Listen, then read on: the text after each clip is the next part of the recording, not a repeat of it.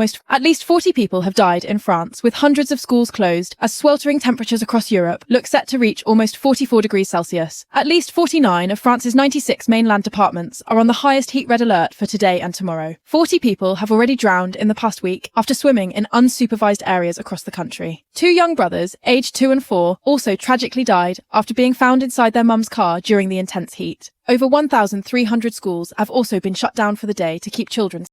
Hey fam, so I'm standing inside my pool trying to get it clean for the summer. I wasn't going to do it, but it's going to be extremely hot and I don't want to pay the high prices to go to a pool. So if I can get this one clean, then I will.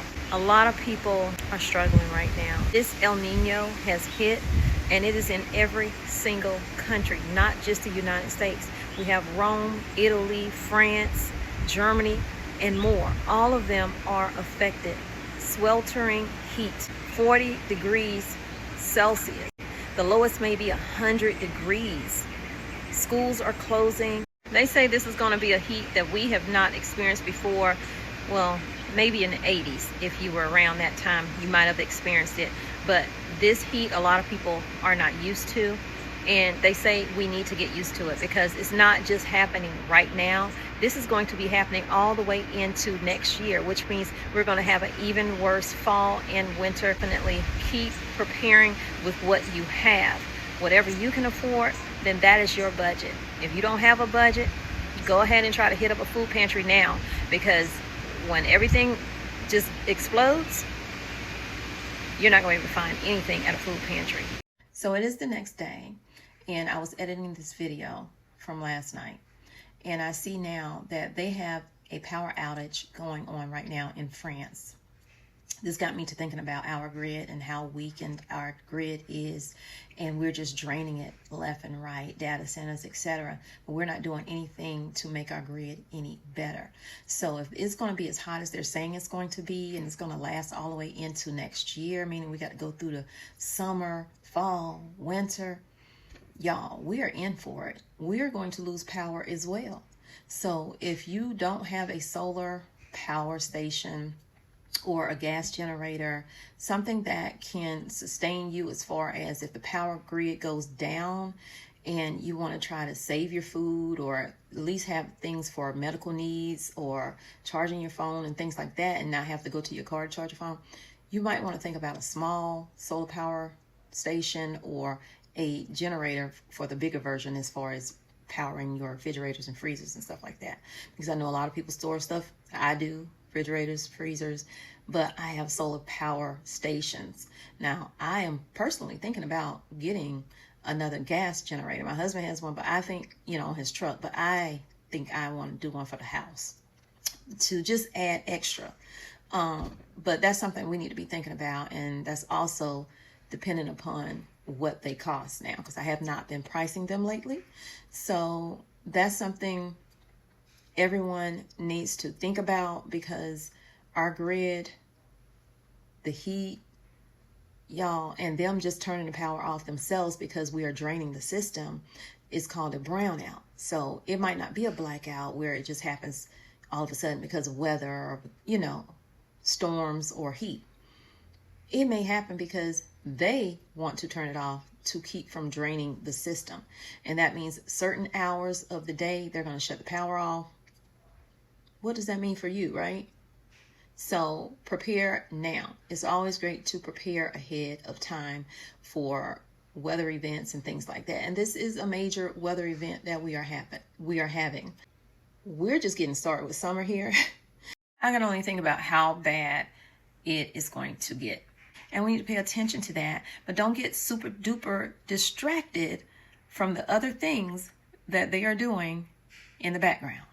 Schools across Long Island are asking parents to make sure they take extra steps to protect their kids when they're sending them into school. Wear lighter clothing and send them with water bottles are two pieces of advice. Here in Central Islip, the school district is taking it a step further. In a precautionary move, the district announced yesterday that today it will send students home about halfway through the day before things get too hot. Schools have been tasked with taking extra safety measures following a 2024 bill that Governor Kathy Hochul signed into law to protect students, teachers, and staff from extreme heat. That legislation set 88 degrees as the maximum temperature that a classroom can be before students have to be moved to a cooler area. This heat wave was heralded by a fierce storm, which raged across the southern part of the UK. Bro, there's a tornado outside right now.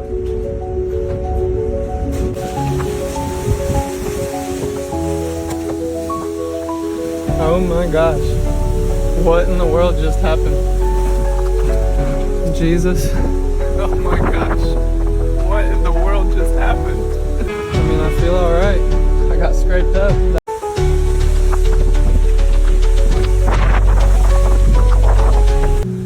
The Lord saved me. A super El Nino also makes potentially catastrophic disruptions to weather and global economies more likely. From impacting hurricane seasons to increasing rainfalls in California, even decreasing the monsoon in India. The NOAA officially confirmed a Super El Nino advisory. It is essentially guaranteed now that a Super El Nino is coming. We are in one as we speak.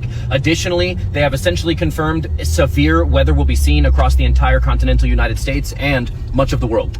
So for those of you who don't understand what a Super El Nino is, well, an El Nino is a changing weather climate circumstance in which essentially we're going to experience an increased amount of typhoons on the West Coast. And historically, based on what we're seeing, this is going to be one of the largest ever, meaning we are also most likely going to experience severe amounts of rainfall in the South, specifically Texas, Louisiana, and Florida. Additionally, the last time we saw weather circumstances like this, Florida had the most active tornado season they have ever experienced in the 1980s.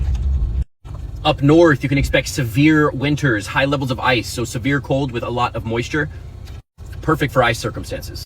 I would also anticipate an increased level of snowfall. This chart here shows temperature variance in the sea in degrees Celsius. If you look, it is anticipated that this is going to be the highest upper level ocean temperatures we have ever experienced. We're looking at potentially the worst El Nino in 200 years.